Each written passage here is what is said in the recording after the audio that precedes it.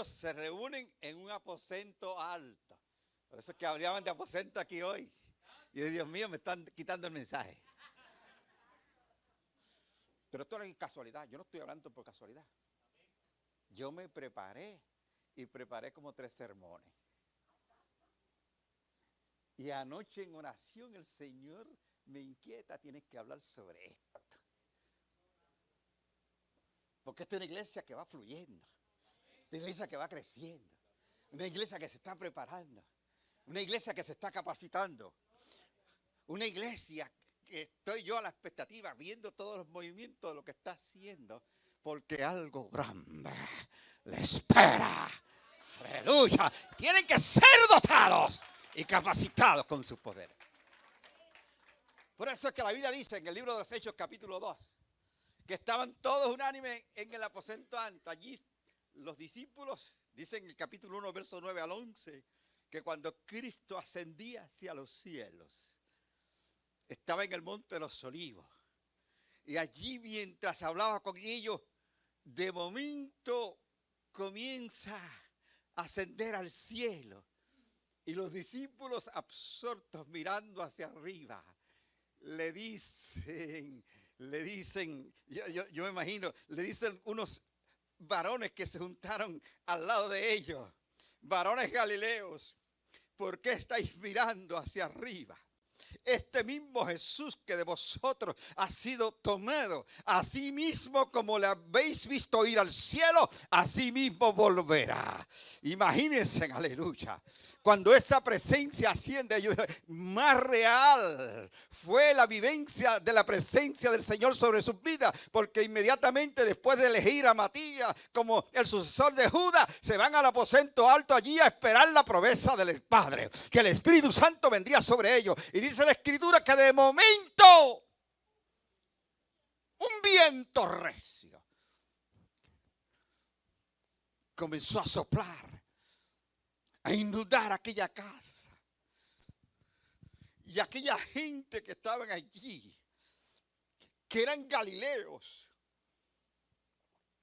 fueron investidos con el Espíritu a tal grado que se asentaron sobre sus cabezas como lenguas repartidas, lenguas de fuego. Y cuando hubo ese estruendo, ese alboroto en aquel lugar, la Biblia nos menciona que era la fiesta de Pentecostés y Jerusalén estaba llena de gente. Aleluya. Porque todo creyente judío que estaba en torno a Jerusalén a una distancia de 30 kilómetros, tenían que obligatoriamente venir las 3 fiestas principales, la Pascua, Pentecostés y los tabernáculos. En otras palabras, que ellos, imagínense ustedes, un día de fiesta y Jerusalén lleno, y de momento el Espíritu, que Dios es sabio, digan conmigo, Dios es sabio.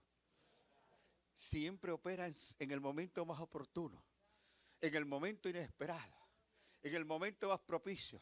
Por eso es que no le extrañe a usted que en el momento más inesperado, lo que usted esté pidiendo, Dios le dé la respuesta.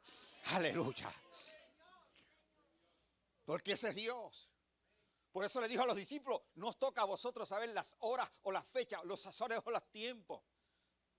Porque Dios lo tiene totalmente todo calculado. Por eso es que la Biblia dice que los tiempos de uno están en sus manos. ¿Qué quiero decir con esto? Que usted no le puede añadir ni una estatura a su codo, perdón, ni una ápice de pulgada a su codo, ni una estatura a su cuerpo. ¿Sabe por qué? Porque Dios lo tiene todo calculado, como dice el Salmo 139, verso 15 y verso 16. Dice, primero que nuestro embrión vieron tus ojos y todas aquellas cosas con respecto a ti, con respecto a mí, están escritas en el libro y ninguna de ellas faltó. Aleluya. Por eso es que yo me voy a hallar por la corriente del Señor. Ninguna. Todo lo que Dios tenía programado contigo lo escribió en un libro.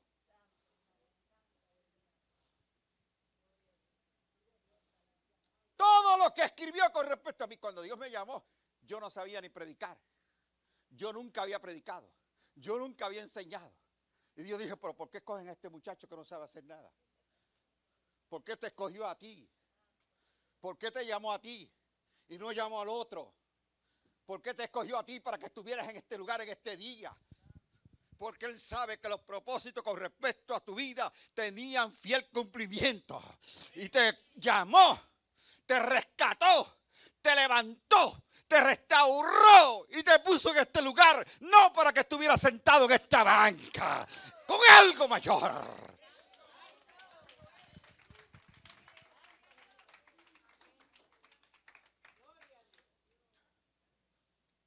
Por eso es que no era casualidad que aquella gente estuviera allí de aquellas tantas ciudades.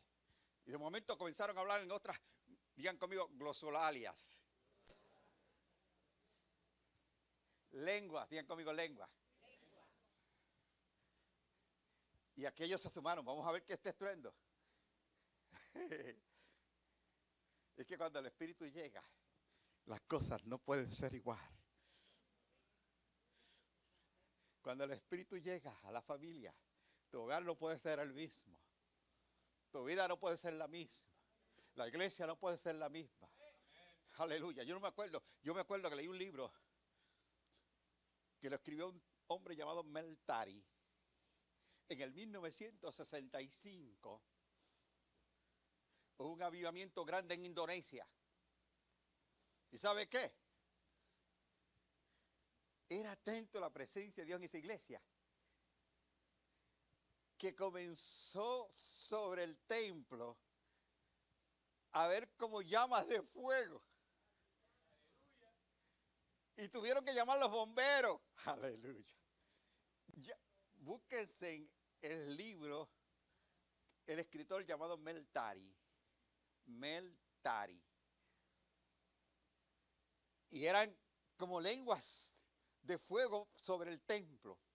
¿Y sabe qué pasó? Cuando llegan los bomberos, lo que había era una revolución del espíritu. Aquel profetizando, aquel intercediendo, aquel declarando victoria, aquel otro sacando los pecados ocultos. Era tanto la presencia del Señor en ese lugar que los bomberos no...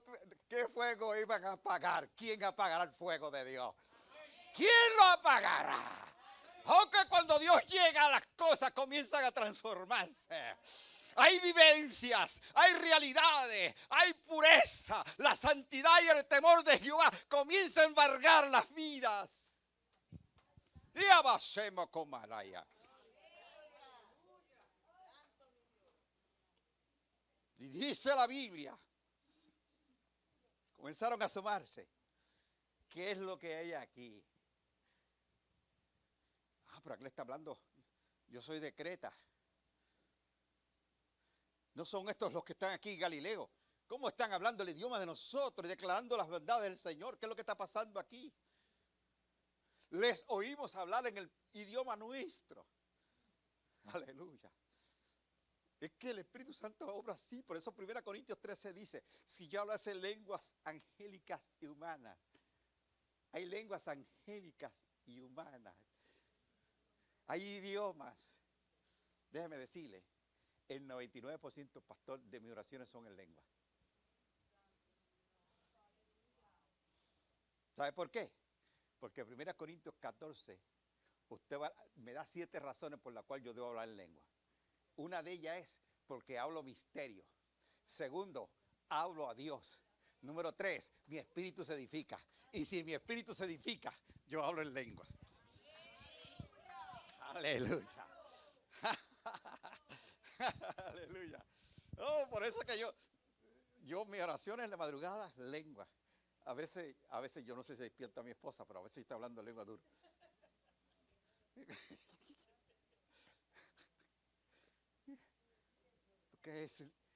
Y si estoy orando con Dios, no hay diablo que pueda interferirse en ese lenguaje. Si hablo misterio, mi espíritu se edifica. Hablo con Dios, procure hablar en lengua. ¿Okay? Amén. Y aquella gente dijeron, le oímos hablar en nuestro propio idioma. ¿Qué es esto? Y otros decían que están borrachos. Aleluya. Y mientras estaban en esa dinámica, viene Pedro y se levanta y les dice: ustedes no entienden que son las 9 de la mañana. Estos no están borrachos, porque decían que están llenos de mosto. Mosto es el vino nuevo. No es ni vino nuevo ni vino añejado. El Espíritu Santo. Esto es lo que profetizó el profeta Joel, que dijo que en los postreros días derramaré de mi espíritu sobre toda carne. Los jóvenes verán visiones, los ancianos tendrán sueños. De cierto os digo que sobre mis siervos y sobre mis siervos derramaré de mi espíritu. Y este es el tiempo. Este es el tiempo. Este es el momento. Aleluya. Oh, mi Abba Shendalaya. Este es el tiempo. Por eso es que estamos en la gloria postrera. Estamos en la lluvia tardía. La Biblia habla de lluvia temprana y lluvia tardía. Para los que viven en Israel, hay lluvia temprana y lluvia tardía. ¿Sabe qué? La lluvia temprana es los meses de octubre y noviembre. Preparan el terreno y comienza la siembra. La lluvia tardía es de marzo, abril y mayo, para que el grano de cebada o trigo comience a hinchirse, a completarse, y ahí viene la gran cosecha. Y yo creo que estamos en el tiempo de la lluvia tardía. Oh, ¿sabe por qué? Porque antes la iglesia comenzó con Pentecostés, la iglesia terminará con Pentecostés. Y antes de la gran cosecha, veremos que el cielo azul se va a abrir y aparecerá el deseado de las naciones, con voz de mando, con voz de arcángel y con trompeta de Dios. Y los muertos en Cristo resucitarán primero. Y luego los vivos seremos arrebatados juntamente con ellos. Y así veremos al Señor y estaremos siempre con Él. Oh, aleluya. Oh, pronto vendrá el Señor en las nubes. Pronto vendrá el Señor. Pronto vendrá el Señor. Su iglesia a levantar. Una iglesia vigorosa. Una iglesia que no le teme al infierno. Una iglesia que siga proclamando las buenas nuevas. Una iglesia dinámica. Una iglesia jamás andaraya. Una iglesia de poder. Oh, Rey Common Sharing Boya. Hermoso.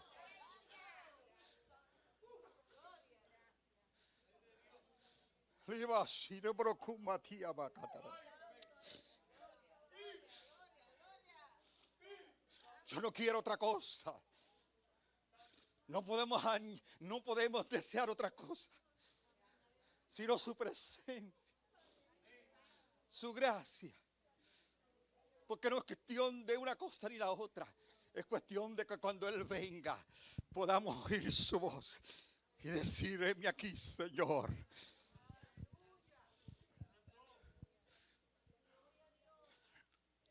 Dice la Biblia que Pedro se levanta y comienza a predicar a aquella gente y a decirle: ustedes los gentiles y los judíos crucificaron al Maestro. Y comenzó a hablarles un mensaje de arrepentimiento, a tal grado que la Biblia dice que aquella gente se compunge. Oh, porque cuando la presencia del Señor llega, hay un choque que la gente o crea conciencia y comienza a dar un vuelco en su vida y a mirarse en el espejo de la santidad de Dios. Y cuando comienzan a mirarse en el espejo de la santidad de Dios y ver sus impurezas y ver que su vida no es consona con lo que Él representa en términos de pureza y santidad, tiene que haber dolor. Señor, ¿por qué tanto tiempo que te he fallado? Tanto tiempo alejado de ti. Pero hoy me confrontas con tu palabra y me veo en el espejo de la realidad de esa palabra y estoy viendo que mi vida necesita de ti. Hoy tan pronto ese mensaje chocante, reflexivo y confrontativo llega a la vida de ellos, le dicen a Pedro, ¿qué haremos? Y Pedro le dice, arrepentíos y convertíos. Arrepiéntase y conviértase. ¿Sabe lo que es arrepentirse y convertirse? No solamente una metanoia, un cambio de pensamiento, sino un cambio de dirección. En otras palabras, si voy para Ponce, doy un vuelco de 180 grados. Aleluya. Y comienzo a caminar para San Juan. Aleluya. Y cuando hay ese tipo de cambio en la vida del ser humano, dice, ya las cosas que yo hacía no vuelvo a hacerlas. Las cosas viejas pasaron. Yo no quiero lo viejo. Yo quiero lo nuevo. Yo quiero lo bueno y lo nuevo, porque el buen vino y el vino nuevo no se echa en odres viejos. Aleluya. El vino nuevo se echa en odres nuevos. Porque a medida que se va fermentando,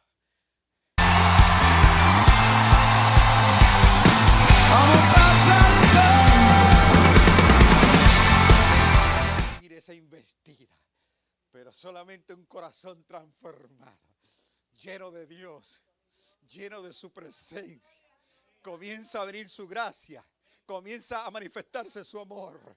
Y cuando usted siente esa llenura del Espíritu Santo, su deseo es hacer. Yo nunca me olvido de un evangelista de la época del 60. Yo les hablo de eso porque esa época la viví. Llamado David García. A veces, cuando daba las campañas, sabe que la gente desde las 5 de la tarde haciendo una fila, una cola para poder entrar al templo.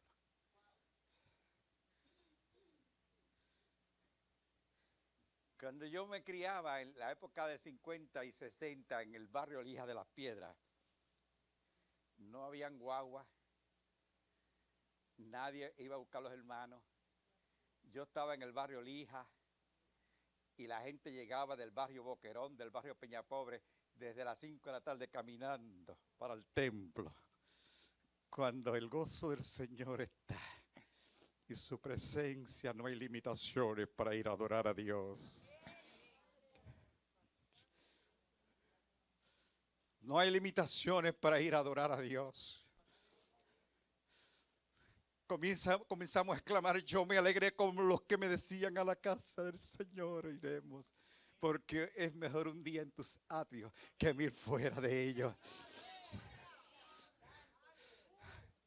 Uno entiende que lo que es el Evangelio y entiende lo que dice la Escritura cuando el Señor le dijo a sus discípulos, si alguno quiere seguir en pos de mí, niéguese a sí mismo, renuncie a todas aquellas cosas que la naturaleza humana desea, tome su cruz y sígame cada día. Oh, aleluya, porque alguien le pregunta, ¿y cuál es el primer y gran mandamiento? Hay que amar a Dios sobre todas las cosas y a tu prójimo como a ti mismo. Pero amarás al Señor, dice en primera instancia, con todo tu corazón, con toda tu mente, con toda tu fuerza, aleluya, con todo lo que tú eres. En otras palabras, cuando uno llega al Señor, el rendimiento es espíritu, alma y cuerpo. El rendimiento es pleno, es total. Por eso es que comenzamos a exclamar como Pablo, cuando dice la Escritura, ya no vivo yo, mas vive Cristo en mí. Y lo que vivo en esta carne, en este cuerpo, lo vivo en la fe del Hijo de Dios, el cual me amó y se entregó a sí mismo por mí. En otras palabras, dejo de ser yo para ser Él en mí.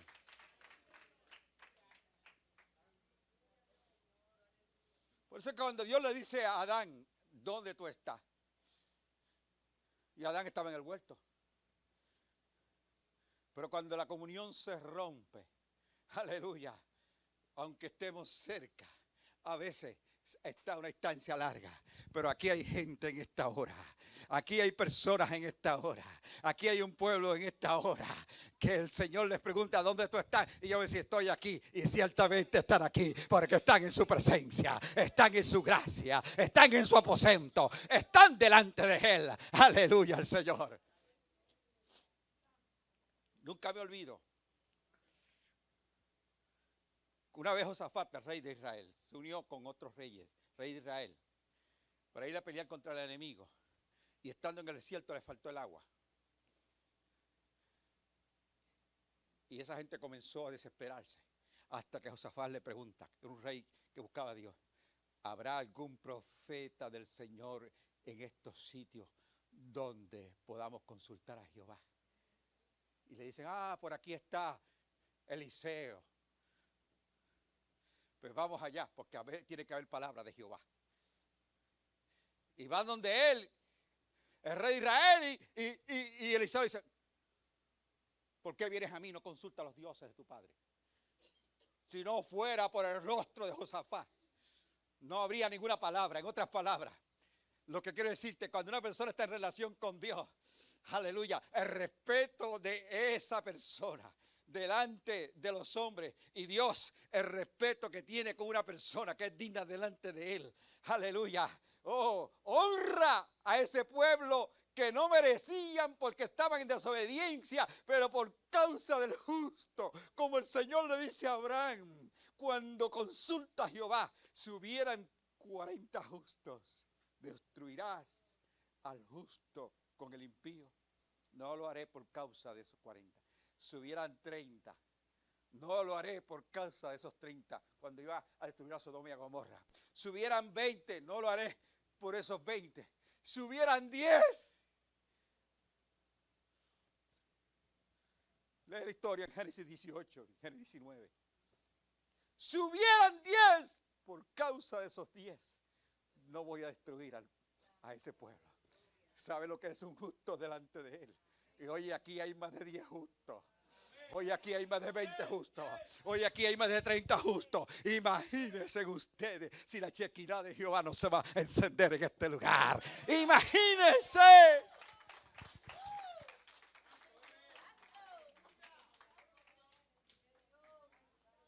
Aleluya.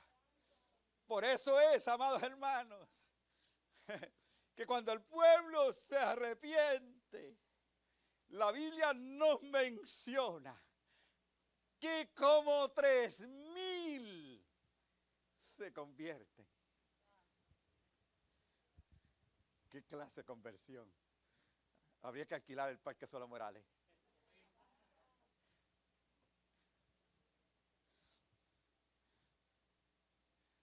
Y dice la Biblia: y los que se habían convertido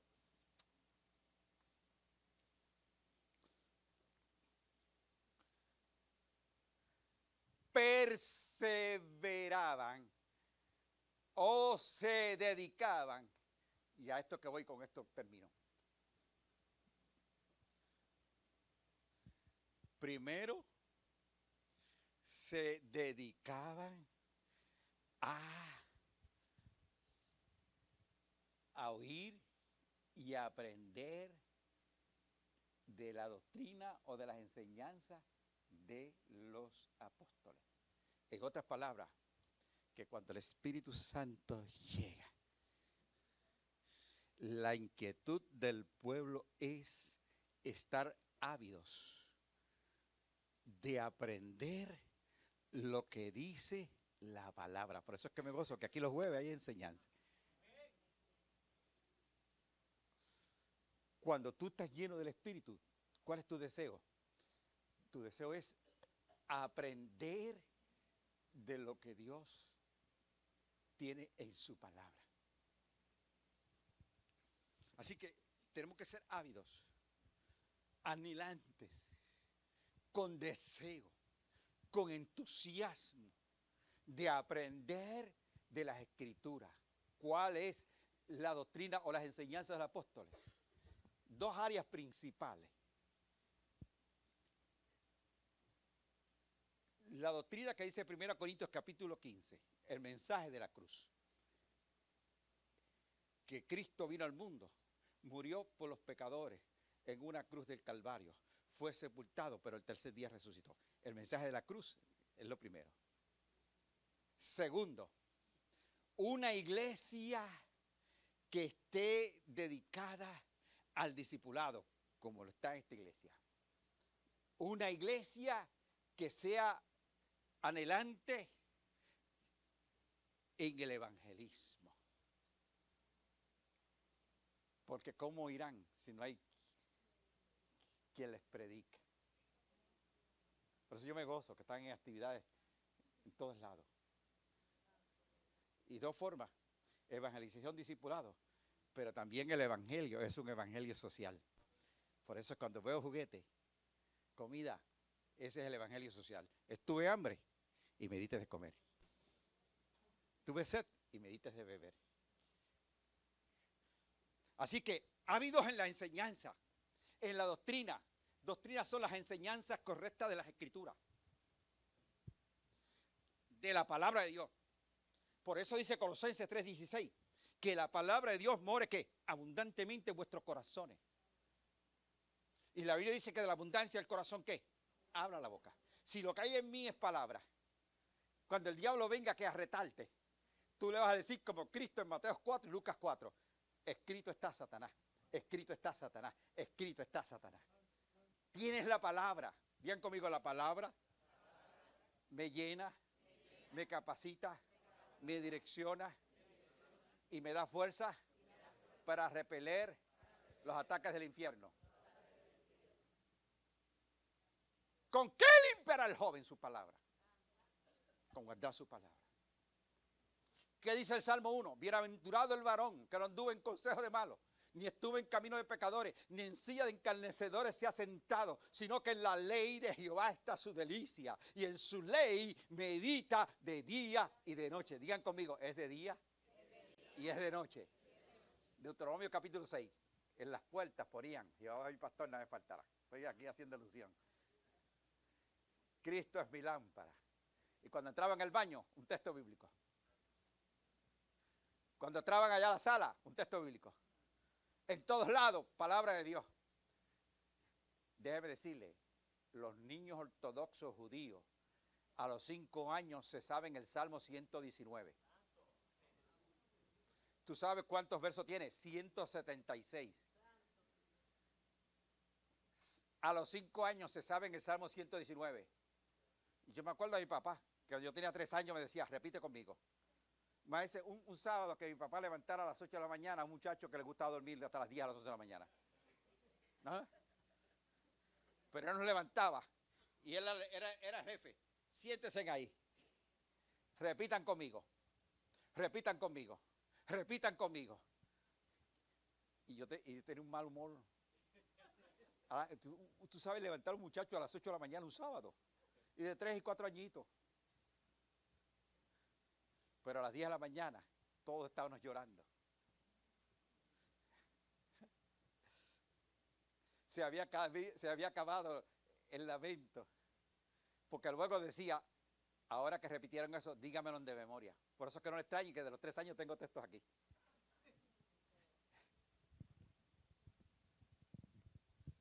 ¿Te das cuenta? Porque mi papá lo que tenía un tercer grado, pero fue pastor por 40 años, un hombre de oración y ayuno. Y dijo, espérate, que el principio de la sabiduría es el temor a Jehová. Ya vamos a enseñarle la palabra a estos muchachos. Y ahí, todos los sábados. Todos los sábados. Por eso es que a mis muchachas, yo tengo 4. Y dije, espérate, mi papá hizo esto me funciona a mí. Les hacía lo mismo los sábados. Cantábamos, reflexionábamos sobre la Biblia. Aleluya al Señor. ¿Qué quiero decirte con eso? Que cuando ese niño judío a los 5 años, ya sabía el Salmo 119. Mire, por eso es que yo a veces los veo, todos estos países que yo he ido, cuando los veo con su, ¿cómo que se llama lo de arriba? ¿La mitra es? ¿La qué? La mitra, ¿verdad? No. El gorrito que se ponen aquí. Donde quiera que estén, ellos no les da vergüenza ser de la religión judía. Los ortodoxos. ¿Sabe lo que implica eso? Que toman muy en serio lo que dice la Torá, lo que dice la Torá, lo que dice la ley. Y nosotros que tenemos, ¿cuántas versiones de la Biblia yo no tengo? Tengo más de 15 versiones. Más de 15 versiones. ¿Tú sabes lo que es eso? La leo en esta versión, la leo en la otra, a ver qué significa esta. En otras palabras, menos excusa tenemos nosotros. Aleluya. Porque lámpara es a mis pies tu palabra y lumbrera a mi camino.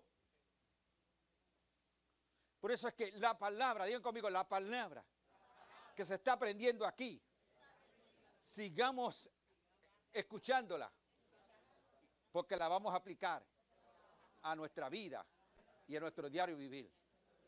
Y cuando venga Satanás, le va a decir, aléjate de mí, Satanás, porque ya no vivo yo, mas vive Cristo en mí. Amén. Amén. Así es que, ávidos en aprender la palabra. Número 2, era una iglesia que estaban en comunión, perseveraban juntos. Así que comunión habla de asociación, de comunicación. Incluye también la unidad humana, el compartir. Es una comunión que se vive en la comunidad, es decir, la comunión fraterna, solidaria, verdadera. Cuando yo estoy en comunión con el otro, pueden haber diferencias, porque la iglesia, digan conmigo, la iglesia tiene diversidad de miembros, pero el cuerpo es uno. Digan conmigo, la iglesia no es exclusiva, sino inclusiva, porque a pesar de la diversidad, podemos entendernos, porque dice 1 Corintios capítulo 12, digan conmigo, 1 Corintios capítulo 12, del verso 14 en adelante, que el cuerpo tiene muchos miembros, pero a pesar de tantos miembros, es un solo cuerpo. Y el ojo no puede decir al oído, no te necesito, porque no soy del cuerpo.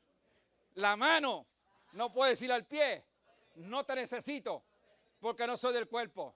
Somos del cuerpo. Y dice el 22, y aún aquellos miembros del cuerpo que nos parecen más débiles son los más necesarios. Vamos